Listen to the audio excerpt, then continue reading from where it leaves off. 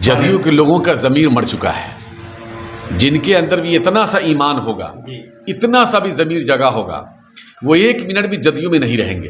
जब तक सरकार नहीं बदलेगी तब तक कुछ नहीं कर सकते हैं। सरकार बदलिए, हुकूमत को बदलिए और फिर जाकर इंसाफ लीजिए। जनता दल यूनाइटेड में जो भाजपा की आत्मा घुस चुकी है, नीतीश कुमार जी का भगवाकरण हो चुका है। आप कहते हैं नीतीश कुमार जी सेकुलर है, ये फर्जी सेकुलर है। 2014 से पहले ऐसा कोई मौका ही नहीं आया था कि जिनसे उनके सेकुलरिज्म का पैरामीटर नापा जा सके। आप लोग तो अंग्रेज के दलाल लोग हैं। इन लोगों ने अंग्रेजों की गुलामी की है, अंग्रेजों को सिखाया फूट डालो राज करो, लेकिन कुछ चलने वाला नहीं है। गांधी के कर्मभूमि चंपारण में आपका बहुत बहुत स्वागत है, खुश आमदीद है। शुक्रिया। कैसा लगा चंपारण आने के बाद सर्वप्रथम? चंपारण तो हम आते रहते हैं और गांधी की कर्मभूमि पर, गांधी की भूमि पर आकर के बहुत कुछ एहसास होता है। और ख़ास तौर से आज देश जिस दौर से गुजर रहा है, गांधी की कर्मभूमि पर बार बार आना चाहिए और अपने अंदर की आत्मा को जगाना चाहिए। बस यही कहा जा सकता है। जिला अध्यक्ष नूर आलम खान साहब राजद के काफ़ी पुराने और कद्दावर नेता रहे हैं। इनके देख रेख में राजद काफ़ी आगे भी बढ़ रहा है। मधुबन जिला अध्यक्ष इनको बनाया गया है। क्या दिशा निर्देश रहेगा अपने कार्यकर्ताओं से? नहीं, सब लोग लगे हुए हैं और काम कर रहे हैं, बहुत अच्छी बात है। और इस वक्त जो मुल्क जिस दौर से गुजर रहा है, राष्ट्रीय जनता दल एक समाज की आखिरी उम्मीद है और तेजस्वी यादव को आखिरी उम्मीद के तौर पर देखा जा रहा है। उन्होंने बरजस्ता कहा, सत्ता आए या जाए इसकी हम परवाह नहीं करते हैं, लेकिन हम ऐसे तमाम कानून के ख़िलाफ़ हम खड़े रहेंगे जो किसी भी समाज को नुकसान पहुंचाती हो, चाहे वो वक्फ बिल का मामला हो, चाहे आरक्षण का मामला हो। तेजस्वी जी हमेशा सबसे आगे लड़े। जदयू के लोगों का ज़मीर मर चुका है। जिनके अंदर भी इतना सा ईमान होगा, इतना सा भी ज़मीर जगा होगा, वो एक मिनट भी जदयू में नहीं रहेंगे। आप कहते हैं नीतीश कुमार जी सेकुलर है, ये फर्जी सेकुलर है। 2014 से पहले ऐसा कोई मौका ही नहीं आया था कि जिनसे उनके सेकुलरिज्म का पैरामीटर नापा जा सके। क्या नीतीश कुमार को सेकुलर नहीं मानते हैं? सवाल ही नहीं, सेकुलरिज्म का चोला ओढ़े हुए हैं। सवाल ये है कि हम एमएलए एमपी बन के क्या करेंगे जब हमारी आबरू ही नहीं रहेगी, हमारा वजूद ही ख़त्म हो जाएगा। आज तो वजूद पे हमला हुआ है ना। जनता दल यूनाइटेड में जो भाजपा की आत्मा घुस चुकी है, नीतीश कुमार जी का भगवाकरण हो चुका है। अगला कदम क्या होगा आपके पार्टी का? अगला कदम हमारे नेता ने कहा है कि हमारी सरकार आएगी तो हम इस बिल को फाड़ के कूड़ेदान में डाल देंगे।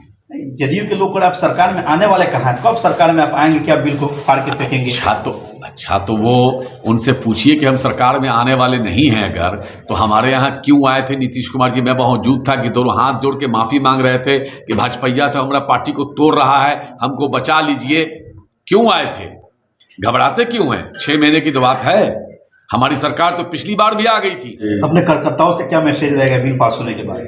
हम सब लोग को कहेंगे और ख़ासतौर से नौजवानों से कहेंगे कि आप लोग जज्बात में ना आएँ।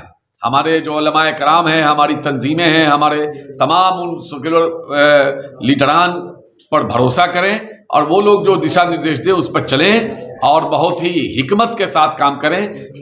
और सारे लोग आपसी इख्तलाफात को भुलाकर इस जो संघी हुकूमत है, जान लीजिए इसके बाद यकसा सिविल कोड लाएगा ये लोग। ये कोई मामूली बिल नहीं है, ये बड़ा खतरनाक बिल है। जब तक सरकार नहीं बदलेगी तब तक कुछ नहीं कर सकते हैं। सरकार बदलिए, हुकूमत को बदलिए और फिर जाकर इंसाफ लीजिए। जिस पार्टी का एक राज्यसभा मुसलमान नहीं हो, जिस पार्टी में एक कैबिनेट मिनिस्टर मुसलमान नहीं हो, कमाल है।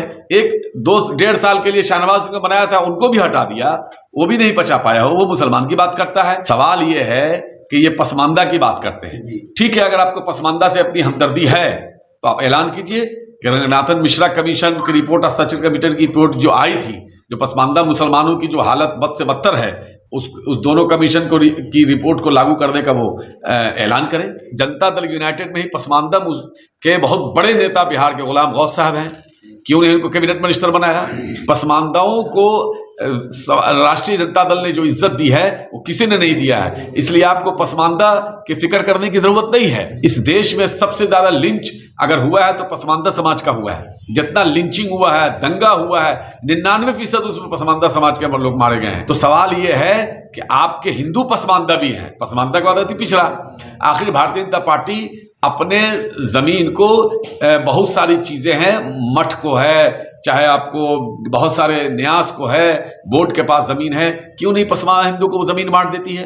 पहले आप पसमानदा हिंदू की तो फिक्र कीजिए, मुसलमान की फिक्र आप, कमाल की बात है। भाजपा के लोग दिन रात मुसलमानों को गालियां देते हैं और गिरिराज सिंह सर्टिफिकेट बांटते हैं, जो खुद एक नंबर का संघी है और पाकिस्तानी है। ये लोकतंत्र है, हम अपना विरोध दर्ज नहीं करा सकते हैं, आप जेल में डाल देंगे। कहां गए मुख्यमंत्री फर्जी सेकुलर? कहां गए जनता दल यूनाइटेड के नेता जो बैठ के गारंटी लड़ेंगे मुख्यमंत्री के रहते हुए? ऐसा कुछ नहीं होगा। एक तो वो अमृत पी के आए हुए हैं और आपकी वजह से पूरे देश के आज तमाम अमन पसंद लोग आज बर्बाद हो रहे हैं। यूपी हुकूमत ने ऐलान कर दिया, किस तरह से हमारी जमीन को लूटने का ऐलान कर दिया है। कहां है? इसलिए जनता सब देख रही है।